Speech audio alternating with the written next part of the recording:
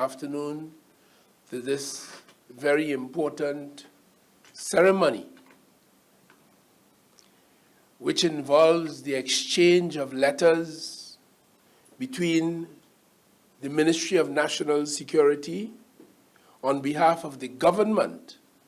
and the people of Trinidad and Tobago and the government of the People's Republic of China. These documents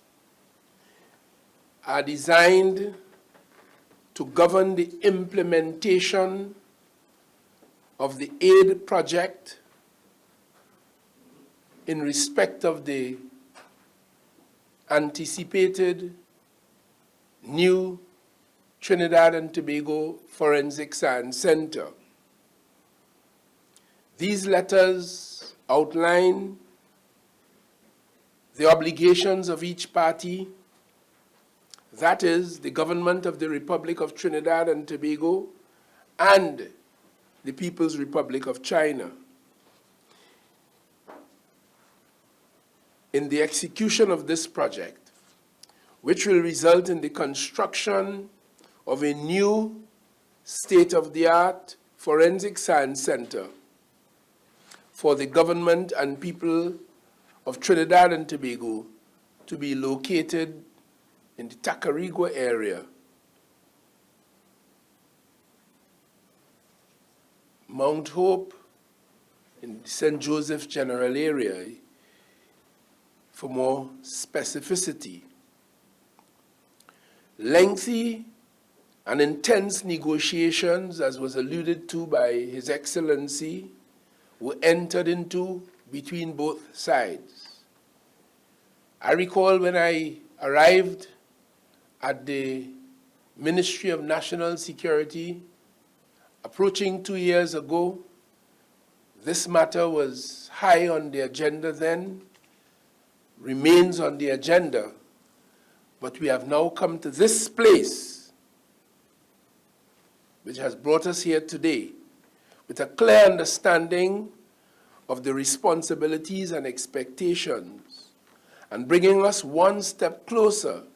to the commencement of the construction of this anticipated facility. And it is indeed a significant moment in the timeline of this project. I want to take the opportunity to equally commend you, Your Excellency, for your focus, for your tenacity, for your dedication and commitment to this project. And I recall the many sidebar conversations we would have had,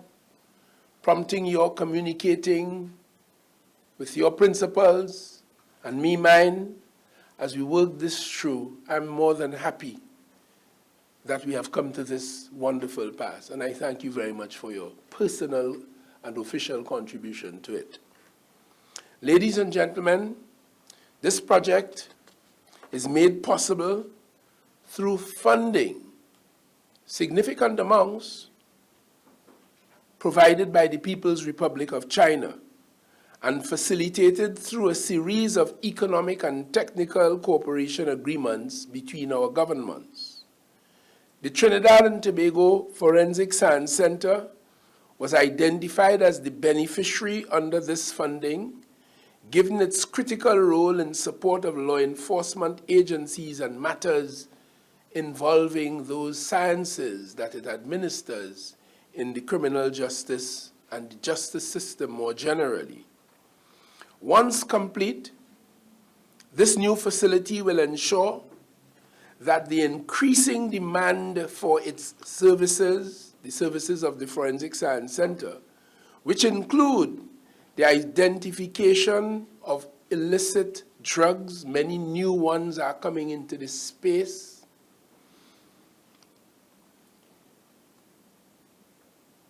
firearm examinations, identification of explosive residues, handwriting comparisons, and detection of alterations of documents,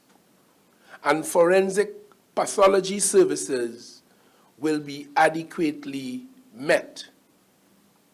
This project will greatly aid in our nation's response to crime and criminality,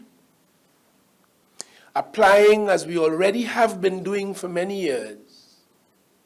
improved facilities, improved techniques in the sciences that are used in the detection of crimes. These crimes, of course, include robberies, larcenies, home invasions, rapes, murders, across the board really, fraud, uttering forged documents. All of these are matters that this facility will enhance our capacity and our response to dealing with these in Trinidad and Tobago. We have now a forensic science center that was established in 1983, and at the moment houses about 94 persons, including recently trained police officers who would have had initial training at a ballistic facility established in Komuto, and having completed those basic elements, they were migrated into the Forensic Science Center, where they would have welded themselves into the professionals and the professional space there, and have since gone on to perfect and improve their techniques in accordance with international standards, and to have been gazetted, making them far more capable of delivering evidence to our courts without the need for certain kinds of things that would have been required before their being gazetted. We intend to do more of that because the demands on us in the context of the burgeoning, threatening, dangerous, discomforting crime situation requires us to do more. This, Your Excellency, is a major step. Let me use the words that China would have used when it makes progress along these lines based on my recall. It's a giant step, a giant leap. Am I correct, Your Excellency? This project is a giant leap for Trinidad and Tobago, and we are more than grateful. As Minister of National Security, it is self-evident, it is obvious that it is my duty and responsibility to ensure that the various agencies within the purview of the Ministry of National Security, and in this case in particular the Forensic Science Center and the Trinidad and Tobago Police Service, and the organizations that make up our national security infrastructure are properly skilled, professionalized, mobilized, motivated, and well-resourced in order to carry out their respective mandates. And therefore, on behalf of the government of the people of Trinidad and Tobago, again, I am thankful for the long-standing bilateral relations with the government of the People's Republic of China, through which this is made possible. I did recall with great pride when you mentioned, Your Excellency, that not too long ago, your relations with us led you to making 200 motorcycles available for the use by the law enforcement platform. These were shared with the Defense Force, the Fire Service, but the large majority remained with the Police Service. And recently, in the context of the special, directed, targeted patrols that the police leadership has put in place, these bikes are performing and playing a very integral role in that strategic approach to dealing with the crime problem. And you will now find, not only on the highways and the byways, but inside of communities around Trinidad and Tobago, officers on these bikes moving around in pairs, conducting part of this strategic patrol apparatus, leading to far more interfaces between law enforcement and the criminal community as they try to escape from some of their criminality, or in some cases, intelligence-driven, even when they are approaching it. So those bikes, and I'm pleased that you reminded us, have gone a very long way in this regard. And I anticipate that this development will go a tremendous lot further. International partnerships, as Major Lynch and those trained and steeped in the business of international affairs would have told us, international partnerships are a critical component of our crime and security strategy in Trinidad and Tobago. And as he pointed out to me rather astutely many months ago when I came here, if you want to measure how much we as a nation invest in our response to crime and criminality, looking in our budgeted figures on an annual basis does not tell the whole story, because things like this would not appear therein. The training, the equipment, and all of that, that has a cost. And when you add that to the national budgetary allocation, then you are more likely to have gotten a true picture. And that was a point made to me by my good friend Major Lynch, and I see today in the context of the wisdom of that. So as you may well appreciate, our domestic crime and security landscape is impacted in part by factors and situations that occur and exist outside of our borders here in Trinidad and Tobago. It is therefore necessary for us to constantly engage with our international partners in developing commensurate whole of government, whole of society,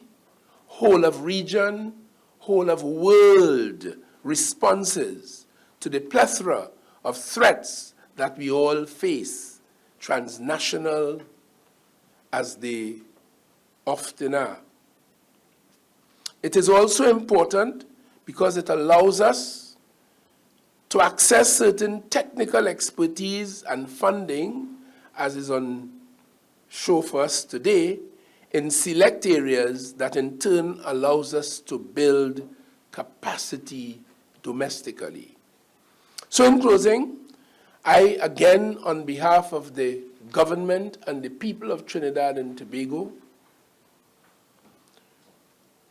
extend our sincere thanks to you and, of course, to the government and the people of China for your friendship, for your commitment,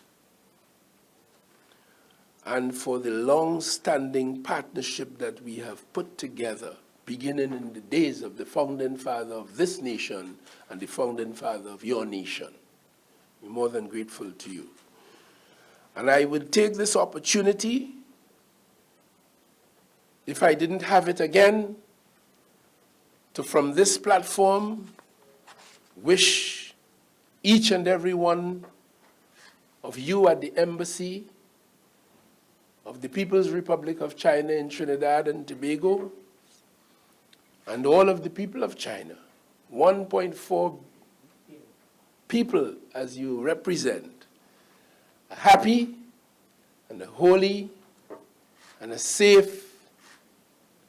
and Christmas and a bright and prosperous New Year 2023. Thank you all very warmly.